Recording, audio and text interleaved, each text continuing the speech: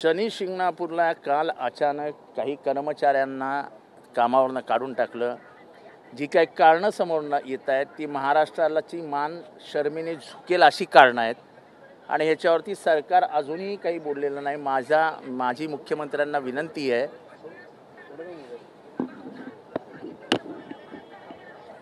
कोणाचं चालू आहे परत घ्या सर। 114 मुस्लिम असं आहे की जे काही शनी शिंगणापूरला झालं हे पुरोगामी महाराष्ट्राला मान खाली घालणारं आहे।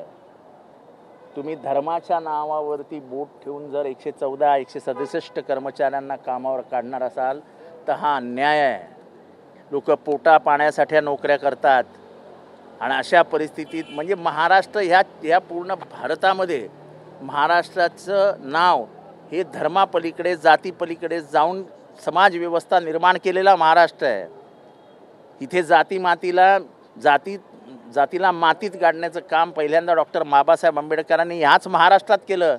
त्याच महाराष्ट्रात कुठला माणूस येतो।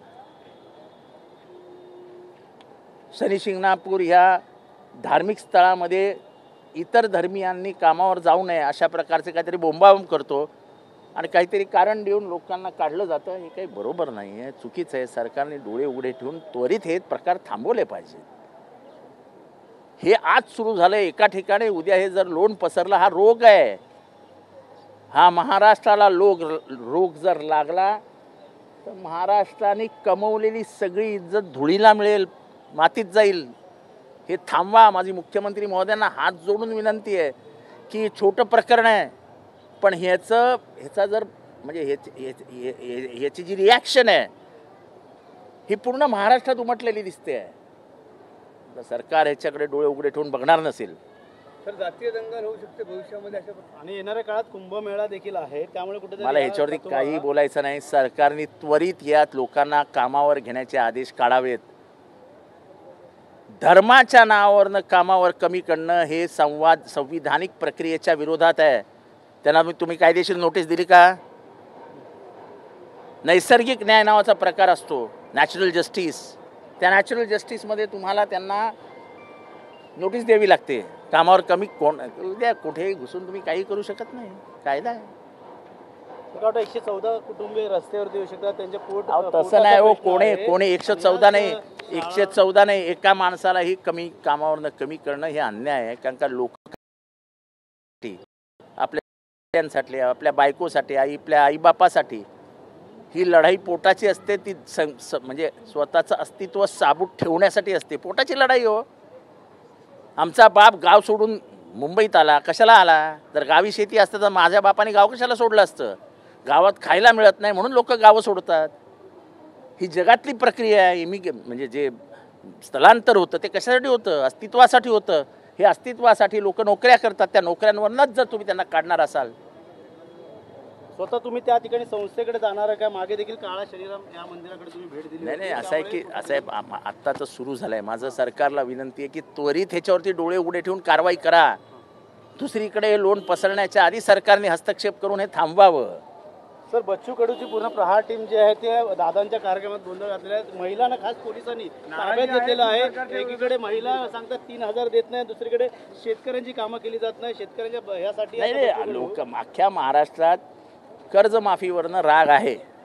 कर्जमाफी हे या सरकारचं धोरण होतं निवडणूक जिंकण्यासाठी म्हणून कर्ज माफ करा असं तुम्ही आश्वासन दिलं होतं। लोकांची इच्छा आहे की शेतकऱ्यांची इच्छा आहे, शेतकऱ्यांची परिस्थिती वाईट आहे, कर्ज माफ करा।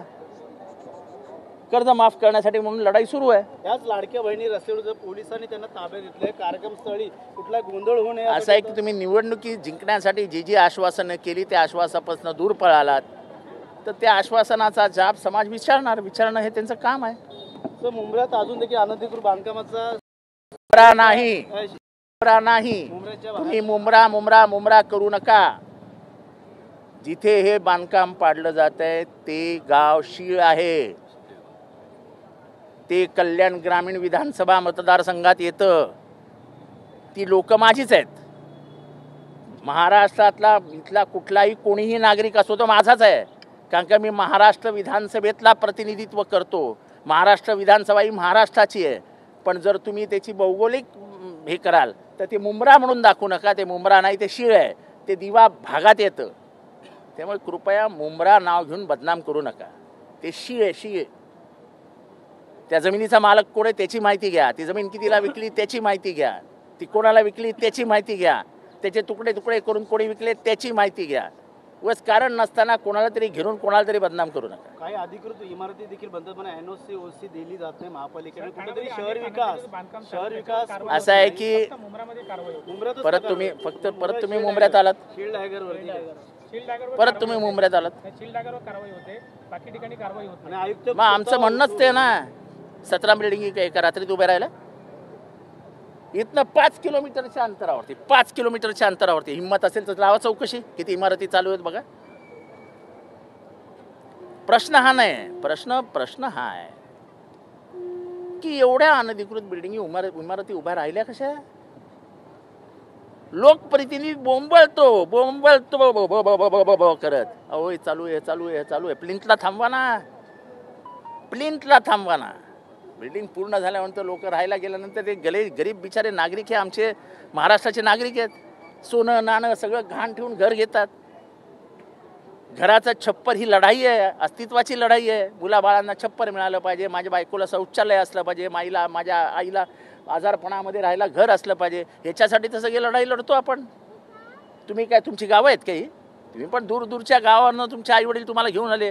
आज तुम्ही अस्तित्वासाठी हे सगळं काम करता. ह्याच्यातनं पोटा पाण्याला लागता. कोणाची हाऊस नाही, इलिगलमध्ये राहायची कोणालाही हाऊस नाही. कोणालाही सांगितलं नाही इलिगलमध्ये राहतो का इथे राहतो या दोस्तीमध्ये, तो म्हणाल दोस्तीमध्ये राहतो. परवडलं पाहिजे. आणि त्यामुळे हा प्रश्न जटिल आहे, हा प्रश्न गंभीर आहे. ह्याच्याकडे इतक्या सूक्ष्म नजरेने पाहू नका की अरे हा इथल्याच बिल्डिंगी, या बिल्डिंग का बांधल्या गेल्या, ह्या बिल्डिंगी घेतं कोण घरं, गरिबांना का आधुनिक बांधकामामध्ये जावं लागतं, या गरिबीचा गैरफायदा कोण घेतं, हे सगळे प्रश्न अनुत्तरित आहेत. ह्याची उत्तरं शोधूया ना. ह्या प्रश्नाच्या खोलवर जाऊया ना. ह्या आत्ता जिथे पाडकाम होत आहे त्याच्या बाजूला 200 बिल्डिंगींची कामं चालू आहेत. 200 बिल्डिंगींची. सरकार त्याच्याकडे बघणार आहे. अधिकारी नेमलेत, मात्र स्लॅब मागे काहीतरी व्यवहार सुरू आहे असं देखील समोर आलेलं आहे. मी ह्याच्यात कधी गेलेलो नाही. माझा याच्याशी कधी संबंध आलेला नाही. इल्लीगल बिल्डिंगच्या विरोधात मी पहिल्यांदा होतो 30-35 वर्षापूर्वी. आजही आहे आणि मरेपर्यंत मी नसेल. पण परिस्थिती कधी कधी मला शांत बसवते आणि मग हे असं काय होतं, त्याला काय करणार. साहेब, अनधिकृत बांधकामांना आळा घालण्याकरता जसं DCR आहे, डेव्हलपमेंट कंट्रोल रूल, तर त्या नीतीमध्ये राज्य सरकारने कुठे ना कुठे धोरणात्मक बदल केले पाहिजे. गरिबांना परवडतील अशा प्रकारे घराची नीती बनवली पाहिजे. तुम्हाला माहित नसेल तर सांगतो की सरकारचा कायदा आहे. कायदा जबाबदारी निश्चित केलेली आहे की अनधिकृत बांधकामांची जबाबदारी कोणावर आहे, त्या जबाबदारीनुसार कारवाई करा. साहेब शेवटचं पावसाळा आहे. पावसाळ्यामध्ये सुप्रीम कोर्टाचे हायकोर्टाचे आदेश आहेत की कुठलंही घर पाडण्यात येऊ नये, कुठलंही बांधकाम तोडण्यात येऊ नये. ही पावसाळ्यात कारवाई होते. तर महापालिका सांगू कसं शकत नाही. ह्याच्यामध्ये एक मानवी दृष्टिकोनातनं, मानवी मूल्यांच्या दृष्टिकोनातनं एक आदेश आहे की 1 जून नंतर 30 सप्टेंबरपर्यंत पावसाळा असल्याकारणाने कोणालाही बेघर करण्यात येऊ नये, झोपडेही पाडू नये असं सरकार, म्हणजे असे आदेश आहेत. सुप्रीम कोर्टाचे वगैरे जजमेंट्स आहेत त्याच्यावरती. मला वाटतं की कोर्टाकडे सहानुभूतीपूर्वक कोणीतरी ॲप्लिकेशन करावं लागेल.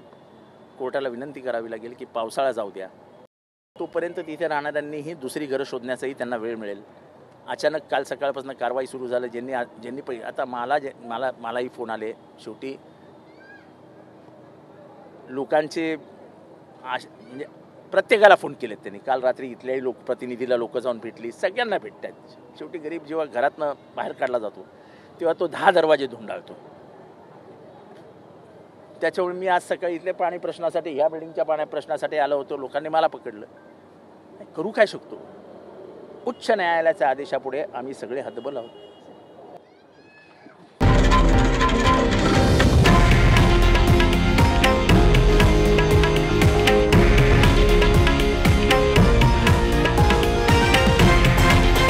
हे आहे देशातील नंबर 1 न्यूज नेटवर्क आणि आपण पाहत आहात TV9 मराठी, एकमेव.